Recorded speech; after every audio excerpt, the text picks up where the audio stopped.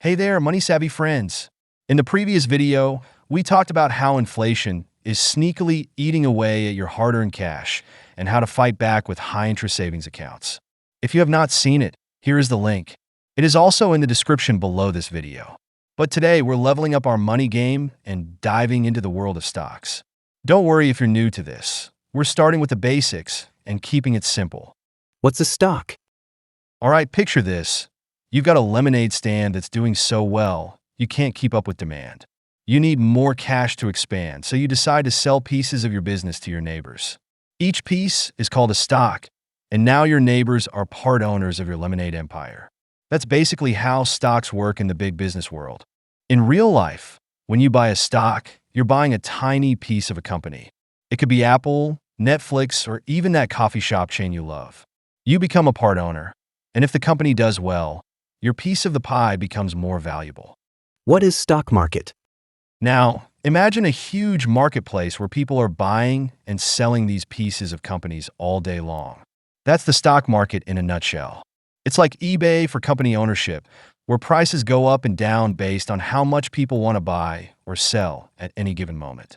We're about to take a whirlwind tour of the NYSE, NASDAQ, Dow Jones, and S&P 500. Don't worry if these sound like alphabet soup right now. By the end of this video, you'll be throwing these terms around like a Wall Street pro. Think of NYSE, which stands for New York Stock Exchange, and NASDAQ as two massive department stores in our stock market mall. They are where companies set up shop to sell pieces of themselves called the stocks to investors like you and me. The stock market. Imagine the stock market as a giant shopping mall for companies. In this mall, we have two major department stores, the New York Stock Exchange and NASDAQ. The New York Stock Exchange is like that classic old-school department store that's been around forever, since 1792, to be exact. It's the largest stock exchange in the world, hosting some of the biggest names in business. Think of it as the Macy's of the stock market world. Located on Wall Street in New York City, home to over 2,800 companies. Total market value of about $25 trillion. Picture this. You walk into the NYSE and you see traders in colorful jackets, shouting and waving papers. That's the iconic trading floor, although nowadays, most trading happens electronically. Now, NASDAQ is like the cool, techie new kid on the block. Opened in 1971, it's all electronic, no shouting required. It's the Amazon of stock exchanges, if you will. World's first electronic stock market. Home to over 3,700 companies. Total market value of about $19 trillion. NASDAQ is where you'll find a lot of tech giants. Apple, Google, Amazon. If it's a company that might make your smartphone smarter, it's probably on NASDAQ. Now, let's talk about the Dow Jones and S&P 500. These are not places where you buy stocks.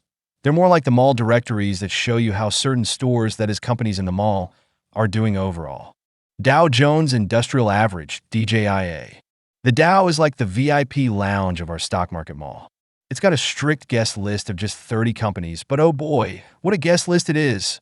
Created in 1896. Older than sliced bread. Tracks 30 large, publicly owned companies. Includes big names like Apple, Coca-Cola, and Nike. Here's a fun fact. The Dow cares more about a stock's price than how big the company is. It's like judging a pizza by its price tag rather than its size. S&P 500.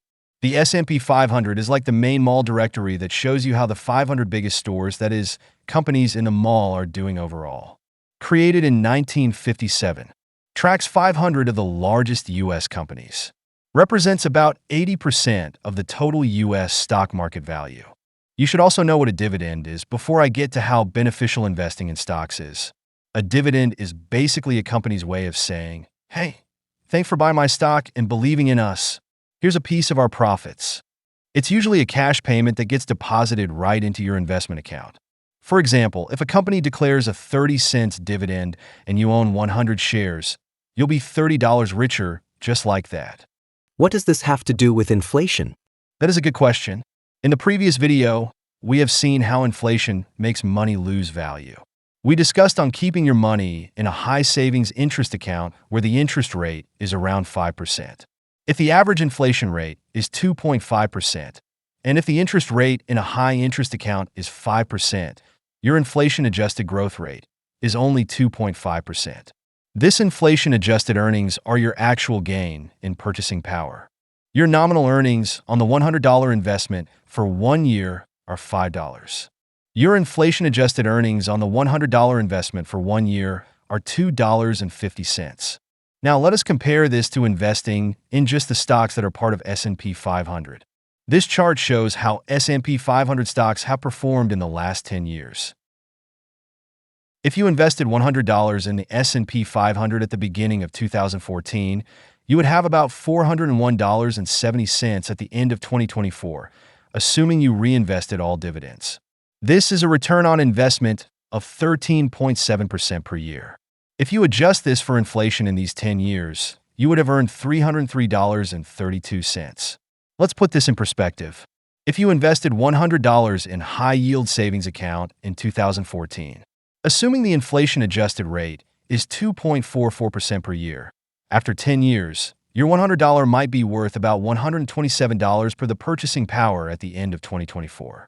Advantages of high-yield savings account would be predictable returns, government-backed security for a maximum of $250,000 if the bank is FDIC insured.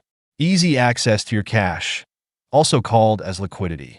This option is perfect for short-term goals and for emergency funds that you always want easily accessible. Stocks in the short term would be like being on a roller coaster. 1 minute you're up high, feeling on top of the world, and the next you're plummeting down, stomach in your throat. That's volatility in the stock market. Your investment value can swing up and down, sometimes dramatically. While day-to-day or month-to-month can be a wild ride, over the long haul, we're talking years, the trend has historically been upward. It's like climbing a mountain, lots of ups and downs, but overall you're going up. Remember, past performance doesn't guarantee future results. It's like betting on a horse because it won its last race. It might win again, but there are no guarantees. Now, I'm not saying you should go all in on stocks and forget about savings accounts. They both have their place. High-yield savings, great for emergency funds and short-term goals. Stock market investing, awesome for long-term wealth building. If you've got time on your side and can stomach some ups and downs, investing in a diversified stock portfolio like the S&P 500 can potentially supercharge your wealth growth. Let's talk about liquidity, and no, I don't mean the kind you drink.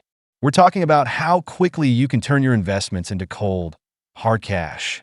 Let's dive in with a fun little scenario. Imagine it's Friday night, and you've got big plans. You're heading out to that fancy new restaurant everyone's been raving about. But you check your wallet and realize you're a bit short on cash. No worries, you think, I've got investments. Let us play this out in the context of having money in a high-interest savings account. You've got $1,000 in a high-yield savings account. You whip out your phone, tap a few buttons, and boom, the money's in your checking account faster than you can say appetizers. You're off to dinner without missing a beat. Now let's say instead of a savings account, you've got $1,000 invested in stocks. You think, no problem, I'll just sell some shares real quick. But hold up, it's not that simple. Market hours, oops. It's Friday night, and the stock market closed hours ago. You'll have to wait until Monday to sell. Selling process. Even when the market opens, it might take a day or two for the sale to process and the money to hit your account. Price fluctuations. What if the market took a dip? Your $1,000 might now only be worth $950. Bummer. Tax implications. Selling stocks might mean you owe taxes on any gains. That's a future you problem, but still something to consider. So, while your stock investment might be worth more in the long run, it's not as easy to access in a pinch. It's like having a piggy bank you can't break open whenever you want. High-interest savings accounts are like having cash in your front pocket, easy to grab when you need it. Stock investments are more like having money in a vault, potentially more valuable, but you can't access it at the drop of a hat. Remember, folks, this doesn't mean stocks are bad. They're great for long-term growth. But for your I need cash now moments, having some money in a readily accessible account is key. So, next time you're planning a night out, make sure you've got some liquid assets. And I don't just mean the drinks you'll be ordering. Keep some cash handy in a savings account for those gotta-have-it-now moments, and let your stocks do their thing for the long haul. Hope this video is helpful in understanding pros and cons of investing in high-interest accounts and stock market. If you want to highlight any other important things you need to consider while investing between these two types of investments, please leave them in the comments below. If you like what you have seen and want to continue watching more of these videos, please like, subscribe, and leave a thumbs up. Before you get ready for investing in stocks, here's what you have to know. What is the secret weapon to bulletproof your stock portfolio? How to protect your hard-earned money from being lost on investments that do not give you the expected returns. Watch future videos in my playlist on step-by-step instructions on strategies to invest for higher returns and minimize loss in stock investments.